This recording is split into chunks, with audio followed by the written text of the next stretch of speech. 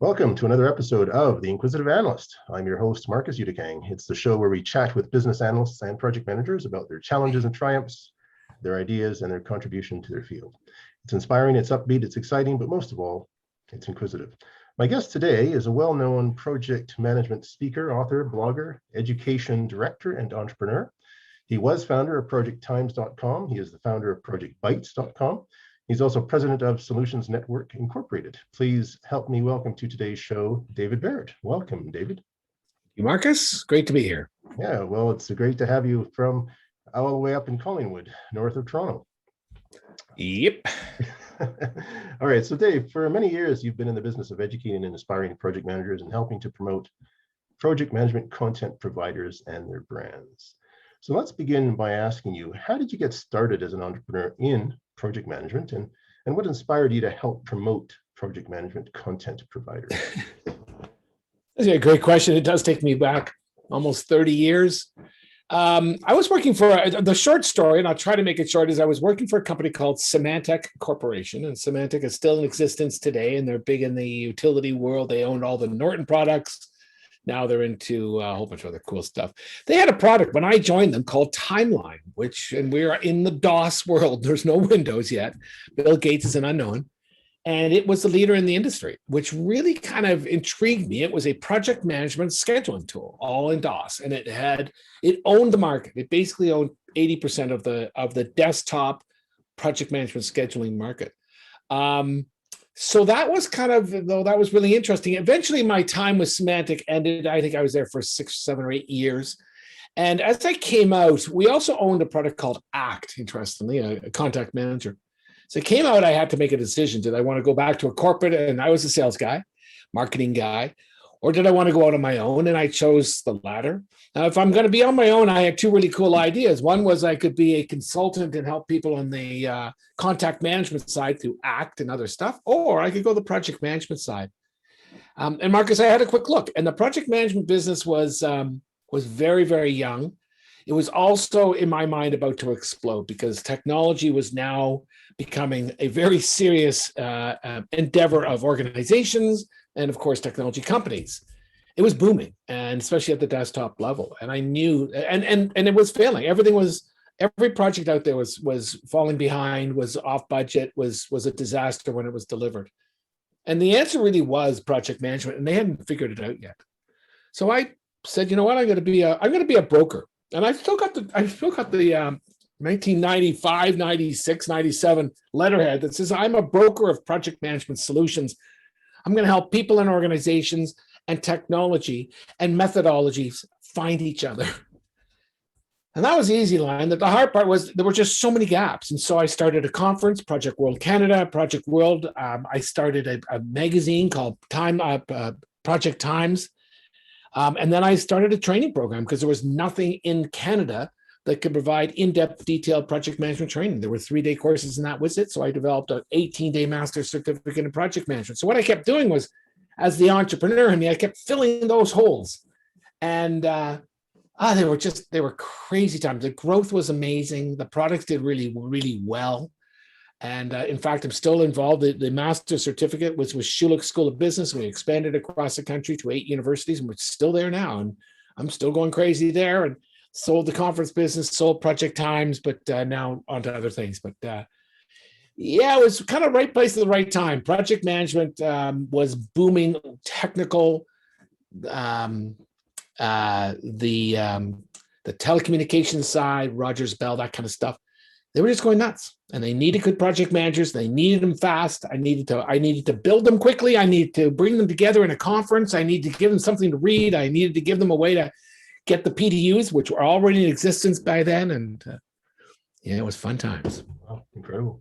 So let's talk a bit about ProjectTimes.com and its sister website, the BATimes.com. So these websites, and then have also the PMBA conferences, that they're connected to. And it's sort of a staple, like you said, for PMs and BAs. So how much of an impact has really Project Times or BA Times had on the BA and PM community? Well, I today I'm long gone, but I can tell you back in '97 when we launched Project Times, it was the only. In Canada, It was the only in North America. The PMI was what, 35,000 people large. That was it. It's now 850,000 large.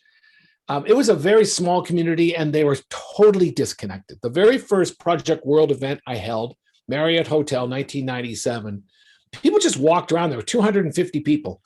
I think a quarter of them were from the Royal Bank. They just kept walking around going, wow, finally I get to meet my peers. And I'd never had the opportunity. And Project Times did that exact same thing, because I came out of there going, we should have a place that we can contribute content and read content and get the products out there to pay for it, like my own shoe. Like I was a vendor at my own show.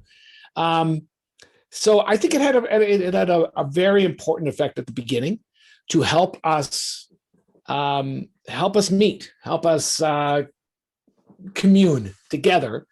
It was hand printed. It was printed on my HP LaserJet something or other, and we took it to a printing house. Eventually, we took it to a mail house. I remember my kids still remember putting stupid stamps on the corners of those envelopes. So it was Project Times at the time. BA Times came later, 2003 to 2004. In fact, Project World was all about project management. There was nothing for BAs out there. I mean, you name it, there was nothing. There was no association, no magazine, no conference, no nothing. And I was running most of that. And I said, why don't we do this for business analysts? We had a dinner at the top of the Royal Oak Hotel back in 2003 or so. There were 18 of us. We talked about creating an event for BAs. And we decided at the end of that dinner to co-locate with Project World, my own event. And I said, that's great. And we all start to leave. And I said, wait a second. I'd done a bit of research. And I said, there's no association out there for business analysts. Why don't we do something about that? We all sat down. An hour later, we talked. And an hour later, we met the Bank of Montreal offices. About 2 weeks later, or we decided an hour later to meet. We did. We came up with the IIBA name. Kathleen Barrett became the president, no relation to me. And you know what? The IIBA was born. So that then gave birth to Business Analyst Times. I kept cloning everything off. These are important tools, important places for people to meet, for people to share their knowledge and experiences. And that's what I do. I help people share their knowledge and experiences. That's amazing. So you've got this new project, projectbytes.com. It's your new business venture. Tell us a bit about that. Thank you. You got 2 hours? Well, actually, you're one of my speakers, aren't you? Yeah, I am, yes. So, well, 3 or 4 years ago, I had launched an event, couldn't stay out of the event business, called Project Talks, kind of like TED Talks. And we stole the whole concept. We stole the name, Project Talks. We stole the 18 or the 20-minute unit that they had said, this is adult learning at its best. So we created this event that was 4 speakers, 20 minutes each, over 2 hours. And I went around to PMI chapters in North America, and I ran it for them, and they partnered with me. 3 years later, it was great, but then COVID hit, and we went virtual, very popular, but it started to tail off a bit, and I got kind of virtual conferenced out. So why not do something a little bit more permanent? So we went to folks like you and a number of others, and we said, we're going to create a portal, a website full of 20-minute videos on project management and business analysis as well, on the project business. And we will pay our speakers a percentage of the subscription. It'll be a subscription-based service. We'll give PMI chapters a massive discount, and even the opportunity to license to all their members. And all that is happening now, where we are 140 hours, 130, 140 different bites, 20-minute videos. We are 65 or so speakers. You are one of them. Thank you very much. And we are now a place where people can go to, as I say, be educated, inspired, and collect PDUs all around project management. So it's been exciting. We're growing every week. We are now trying to get into the worlds of every PMI chapter in North America. Also, Austria is ready to hook up with us, and Australia, New Zealand, we have a rep there. So rep for South America. So we're looking forward to a very busy couple of years. Incredible. It's fun. Yeah, that is absolutely fascinating. So your presentations and speaking events often focus on communication, leadership strategy for project managers. So why is communication so important for project managers, and what can we as PMs do to be more effective communicators on projects? Well, I think that PM are so poor at communication.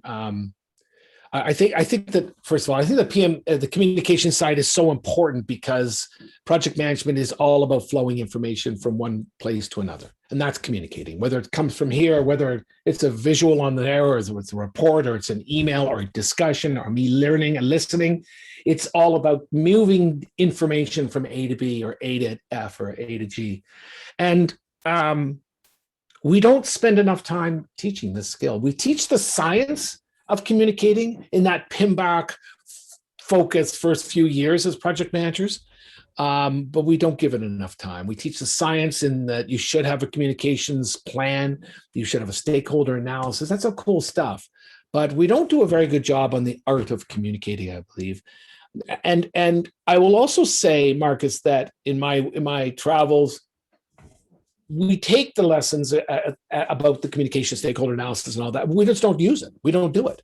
We don't spend enough time at the front end of our projects to think about who's on our team and what we're all about, how we're going to communicate, and how we are going to relate to each other, and how we're going to make decisions. I call that the team charter. And a team charter is not something I made up. It's real. You can go to my blog at davidbarrett.ca, and I have written about it numerous times.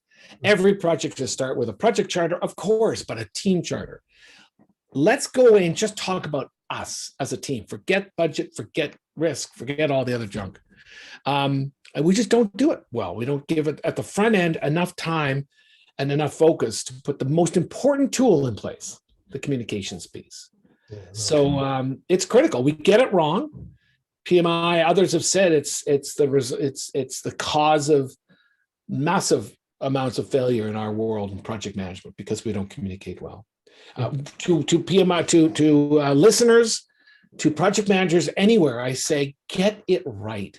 Be a good communicator, not a great, just be a good communicator. Pay attention, find your gaps. Are you a good presenter? Are you a great presenter? No, fix it. Go to Toastmasters, take lessons, go to courses. Are you a good writer? Do you know your grammar? Do you know how to construct a sentence? Do you know how to be concise? No, go take a lesson, take a course. Do you know how to read the audience?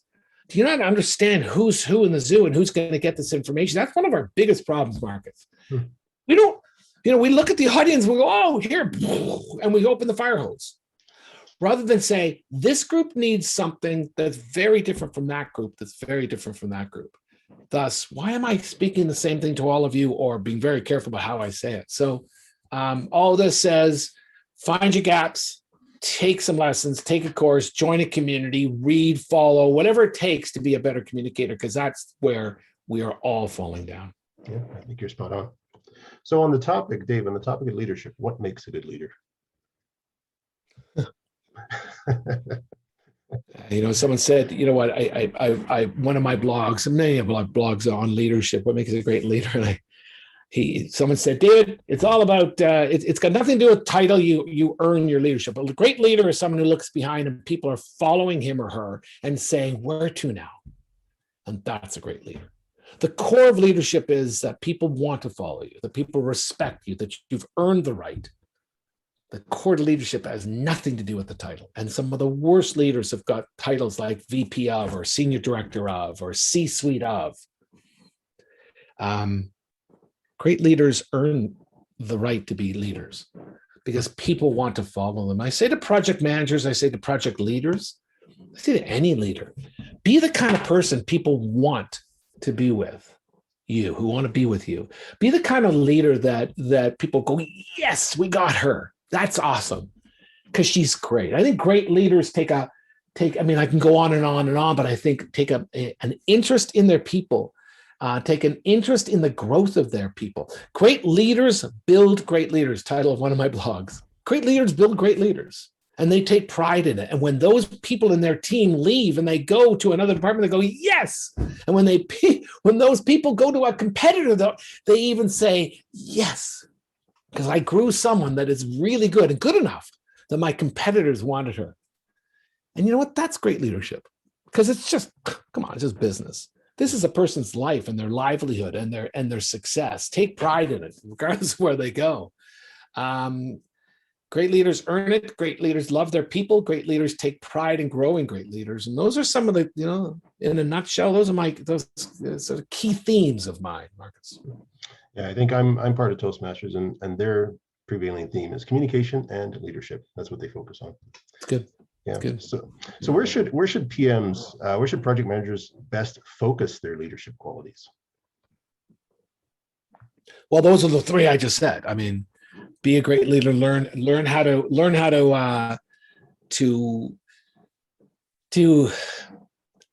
get to know your people. Take an interest in people.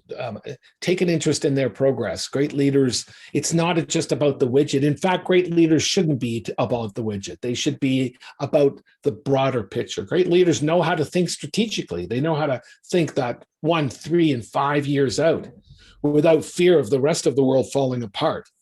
That's great leadership. I think project managers make great leaders. I've said this many times. I've run workshops on it called project manager from a good project manager to a great leader. Why? Because we've got half the puzzle and more. But we just don't know that we can be leaders. No one in HR has told us that we could be leaders, and no one's offered us that path. And I tell people, great project managers, you can be a great leader outside of project management and inside of project management. Take your choice. But declare it, create a strategic plan to make it happen 3, 5, 8 years out, and then go do it. And in that strategic plan, where are you today, where you want to be tomorrow, and how are you going to get there? And the gaps are the key. In order to be a great leader, these are the things you need to be and do and know and feel. And so if you're good, bad, or ugly, then fix the uglies and fix the bads. And if you're good, leverage that stuff. So, leadership to a project manager is a great goal. It's a great strategic initiative, but it needs to be dealt with strategically. Go take a course, I say, and I do a little thing of this in my workshop sometimes on strategic planning 101, and understand how to create a strategic plan. And I go, isn't that cool? And they go, wow, that's really interesting. Where are you? Where do you want to be? How are you going to get there? And this is how you do the SWOT analysis. And this is what that current state looks like. And then and they go, wow, that's good. Okay, good. You are now the widget. It's not a company that XYZ that we're going to make up. This is not a case study. This is you. Where are you now? Do a current state analysis on you and your career. Where do you want to be in 3, 5, 10 years? Whatever it is, put a pin in the map. And now let's talk about how to get there. We come out going, okay, wow, I got a document that says these are the things I got to start doing in order to get to my dream, to achieve my goals. So that's what I say to project managers. Don't wing it. Don't let anybody out there control your destiny by waiting for the phone call to ring. Gee, I hope it's going to ring. Go out and tell people that's where you're headed. Go out and create a plan and then make it happen. That's good. Yeah. So I think project managers are also project leaders, like you've said. And you've touched on the strategy side too, which I think is quite important. So I guess I probably shouldn't bother asking you the next one, but I will if you can fill it in. The importance of strategy within projects. A few elements of strategy that PMs should focus on and why. And I think you've covered a bit of that. Well, there's 2 points, Marcus, there's 2 parts of strategy that we could talk about. One is your strategic plan as a career project manager. Vital that you understand strategic planning, you understand how to build a strategic plan, and you understand how to execute. But the other side is, and you say in project management, I think, and I've told many, many audiences that in order to be successful these days, you need to be better than the rest. You need to stand out in a very, very crowded world. There are 1 million PMPs in good standing in the world today. 1 million. When I joined the PMI in 1997, there were 35,000 members. There were, I think, 12,000 PMPs. You could print money back then if you understood how to spell project management, let alone how to PMP beside your name. Today, it's different. And so in order to be successful, in order to get the call, hey, David, Marcus, we're interested in your services. Can you come in for an interview? You of 5 people out of 50 that were interested in that gig or that senior position in the organization. In order to get the phone call, you got to be different than the other 45 people. But David, subject matter expert, I said, that's so what? PMP, so what? 10, 15, 20 years experience, so what? great reputation because I'm really good. So what? And what do you mean, so what? And I say, that's base now. Because of the 45 other people, or of the 50, the 49 other people applying, 30 to 35 fit that bill. Oh, I can get good project managers with their certification, with subject matter expertise. Hey, Marcus, what else have you got? And that gets me to the answer. One of the 5 is understand strategy. Understand where the strategic plan in your organization is, understand it, and understand where your company is going. Understand why how every project fits into the bigger picture. Because once you do understand and once you link the project work you're doing to the strategic plan or initiative of an organization, once you make that link, the bridges start to open up. The doors open because you're talking a whole different language. And because now our stakeholders, now our customers start to realize you're more than just a tick box project manager. I built it on time, on scope, on budget.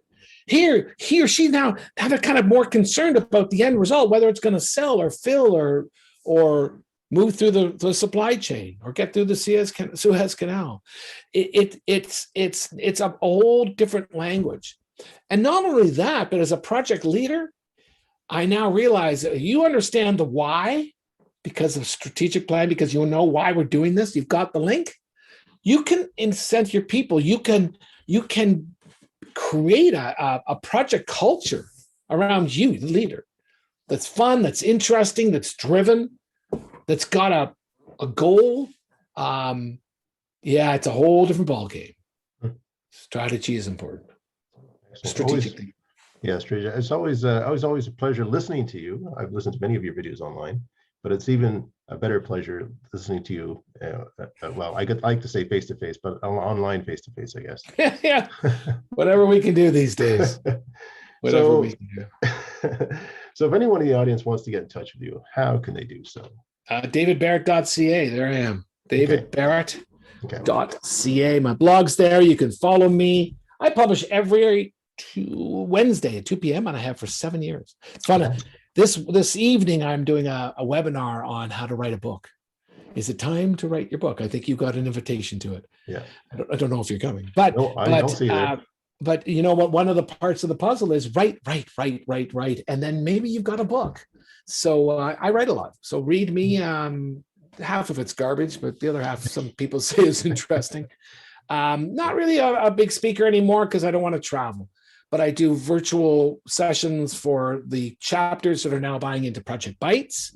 So I'm out there and still having fun, still kicking in my old age. Fantastic. And I don't know if you want to plug projectbites.com quickly. Anyone who wants to be on projectbites.com. Hey, looking for speakers, always looking for speakers, business analysts, project managers, project leaders, technical, non-technical. If you've got a voice and a passion, please connect with me at davidbarrett.ca, dbarrett@solutionsnetwork.com. Go to projectbites.com. Project Bites is one word, BITES. And you'll see a little down below, you'll see a little thing on, what it takes to be a speaker. We pay our speakers. And we distribute 20% of income, of revenue, I should say, at the end of every year. First year's not going to be much, but we'll get there. So there's something in it for you, but we help market speakers as well, or consultants. You don't have to be a professional speaker. I'm talking consultants. So thanks for the plug. And if you are just a consumer of great content, Marcus is there. Marcus, what's the title of your bite in there now? I think it's something to do with communication, strangely enough. Boy, I should have it right in front of me, but I don't. Yeah. You will find a 20-minute video from Marcus on communicating well in a project management environment. Subscription services there. You can do a 7-day free trial, projectbites.com. Well, thanks very much, David. Always a pleasure. Marcus, thanks for this. It was great and enjoyed it. And best of luck to you and all of your folks out there and all of your listeners. Thank you very much. All right. Have a great day in Collingwood. Thank you.